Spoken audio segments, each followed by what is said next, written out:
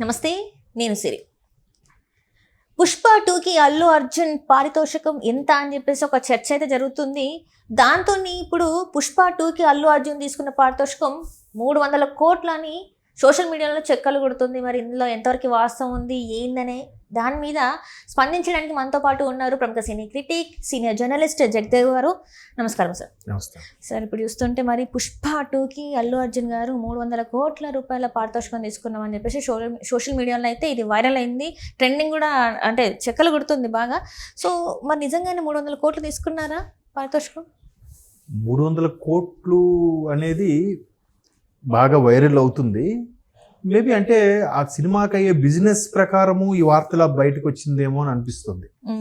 ఎందుకంటే ఒక సంవత్సరం క్రిందట పవన్ కళ్యాణ్ గారు కూడా ఒక సినిమాకి సంబంధించి నాకు సినిమాలు చేసుకోలేనా, ఇవన్నీ నాకు ఎందుకు, ఇంత మాటలు పడి ఇన్ని చేయాల్సిన అవసరం ఏముంది, ప్రజల కోసం ఏదో చేయాలనే కదా దీంట్లోకి వచ్చాను అనే సందర్భంలో మాట్లాడుతూ నాకు రోజుకి 2 కోట్ల వరకు వస్తుంది సినిమాలు చేస్తే అన్నట్టుగా ఒక సందర్భంలో ఎక్కడో ఆయన పదం వాడినట్టుగా నేను న్యూస్లో చూశాను.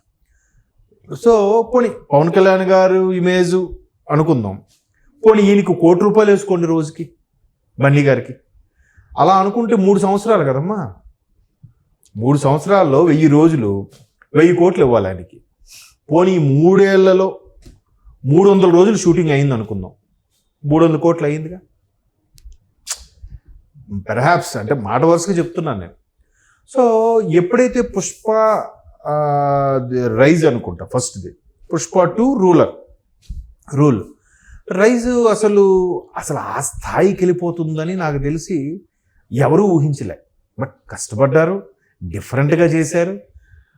సుకుమార్ గారు అయితే ప్రాణం పెట్టేశారు. ఈవెన్ పుష్ప సక్సెస్ అయిపోయిన తర్వాత బన్నీ గారు యూనిట్ సభ్యులందరికీ పిలిపించి ఇచ్చిన ట్రీట్లో ఎమోషనల్ కూడా అయిపోయాను. నేను ఫస్ట్ ఆర్యా చేసిన తర్వాత ఒక రకంగా నా జానర్ ఇది అని నేను డిసైడ్ చేసుకోలేని పరిస్థితుల్లో ఉన్నప్పుడు ఈయన ఇలా తీసుకురావడం అనేది నా కెరియర్కి బాటలు వేసి నన్ను మార్గదర్శకుడిగా నడిపించి ఈరోజు మీ అందరి ముందు ఒక ఐకాన్ స్టారో లేదా స్టైలిష్ స్టారో లాంటి బిరుదులు తీసుకున్నా అంటే బికాజ్ ఆఫ్ సుకుమార్.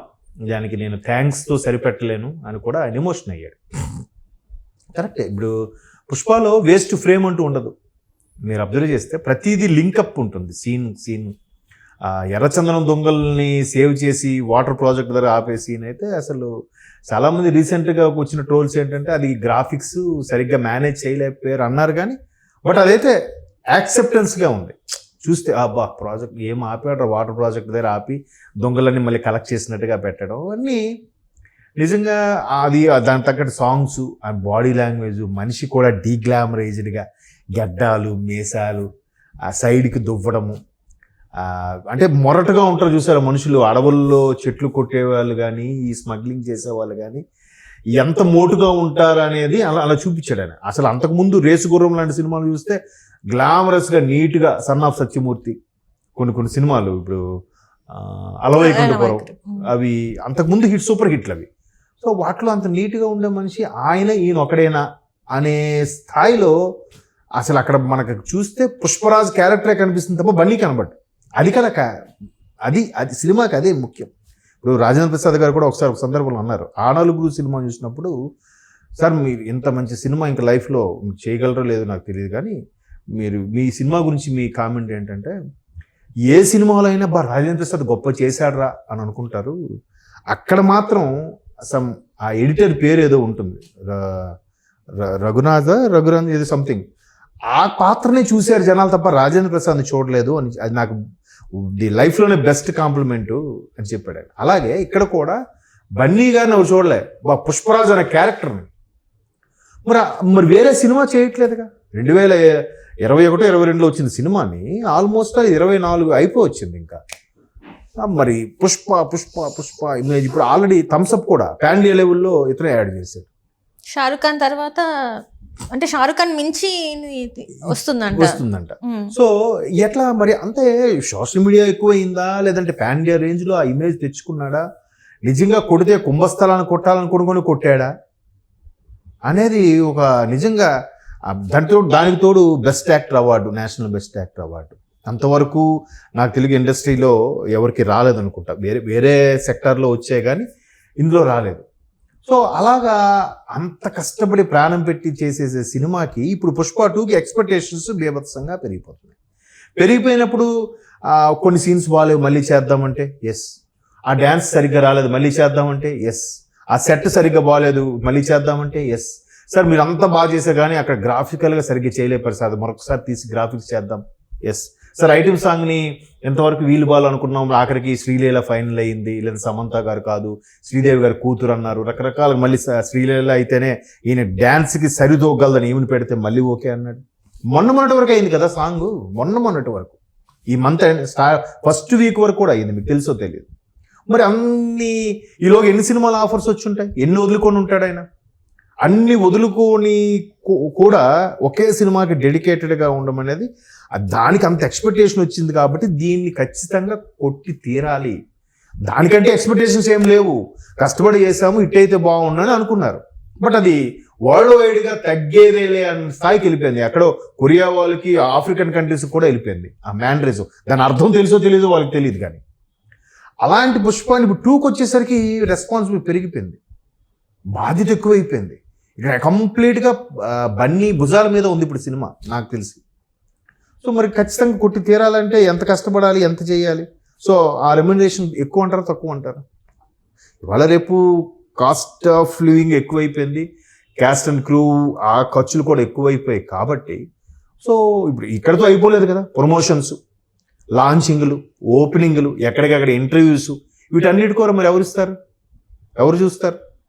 ఇన్ని రోజులు ఆయనతో పాటు ట్రావెల్ చేసి ఆయన పర్సనల్ టీమ్ కానీ, ఆయన మేనేజర్ కానీ, మేకప్ మ్యాన్ కానీ, కాస్ట్యూమ్ కానీ ఇది సపరేట్గా ఉన్నప్పుడు అవన్నీ అవుతాయా అవ్వా? సో ఆ 3 ఏళ్ళు కలిపితే మేబీ 300 కోట్లు అనేది ఇంకా తక్కువనేమో నా అభిప్రాయం. బట్ అఫ్ కోర్స్ 1000-1200 కోట్లు బిజినెస్ అయిపోయింది రిలీజ్కు ముందే. ఆల్రెడీ ఓవర్సీస్లో కూడా ఇప్పటికే టికెట్లు సేల్ అయిపోయి, మన ఇండియాలో తీసుకుంటే హయ్యెస్ట్ దాన్ని ఏమంటారు ప్రివ్యూకి సంబంధించిన టికెట్స్ మాత్రం మలయాళంలో అయిపోయాయంట. మలయాళంలో ఓపెన్ చేయగానే ఆయనకి ఒక సపరేట్ ఫ్యాన్ బేస్ ఉంది మలయాళంలో. అంటే ఒక మమ్ముట్టి గారికి, మోహన్ లాల్ గారికి ఎంత ఇమేజ్ ఉందో నాకు తెలియదు కానీ ఆ ఇమేజ్తో సరితూగే లాంటి ఇమేజ్ ఈయన సొంతం చేసేసుకున్నాడు. మరి మిగతా ఇప్పుడు ఆయనతో పాటు కెరీర్ స్టార్ట్ చేసిన చాలా మంది ఉన్నారు, వాళ్ళందరికీ రానిది ఈయనకి ఎలా తెచ్చుకోగలిగాడు, ఎలా మార్కెట్ చేసుకోగలిగాడు? అది టాలెంటే కదా. ఇప్పుడు ఏముందండి నెపోటిజం అది ఇది అనేస్తారు. నెపోటిజం అని అంటే నిజంగా తండ్రి ప్రొడ్యూసరు, తండ్రి హీరో అయితే కొడుకు హీరో అవ్వాలంటే ఆ చిన్న చిత్తక విషయం కాదు, టాలెంట్ ఉంటేనే అవుతారు. ఆ టాలెంట్తో పాటు కొనసాగింపే టాలెంట్ కావాలంటే అరే టాలెంట్ ఉందా అని అందరినీ ఆదరించారు, దానికి తగ్గట్టుగా మసులుకోవాలి కూడా ఇండస్ట్రీలో. బలుపు పెరిగి ఈగో పెరిగితే మళ్ళీ కష్టం కదా. ఎంతోమంది టాలెంట్ ఉన్న ఎందుకు రాలేకపోతున్నారు, ఎందుకు కొనసాగలేకపోతున్నారు? దాని తగ్గట్టుగా డైరెక్టర్స్తోనూ ఫ్యాన్ బేస్ని కూడా మేనేజ్ చేసుకుంటూ బ్యాలెన్స్ చేసుకుంటూ వెళ్ళగలగాలి కదా. వెళ్ళగలిగినప్పుడు ఆ స్టార్ ఇమేజ్, ఆ స్టార్డమ్ అలా నిలబడతాయి. సో దానితో సుకుమార్ గారు ఐకాన్ స్టార్ అని, కొత్త స్టైలిష్ స్టార్ కాస్త ఐకాన్ స్టార్ అనే ఒక బిరుదు కూడా ఆయన యాడ్ చేశాడు. సో 300 కోట్లు ఏముంది, ప్రభాస్ గారికి సలార్ కాదు సాహో ముందే 100 కోట్లు ఏదో అన్నారు బాహుబలి ఆ టైంకి. మరి ఇప్పుడు ప్రభాస్ గారు కూడా అదే రేంజ్లో ఉండుండొచ్చు కాక. మార్కెట్ వాల్యూ పెరుగుతుంది, పెంచుకుంటూ పోతున్నారు. నిర్మాణ వ్యయం కూడా దీనివల్ల ఎక్కువ అవుతుందేమో నా అభిప్రాయం. Right, thank you so much.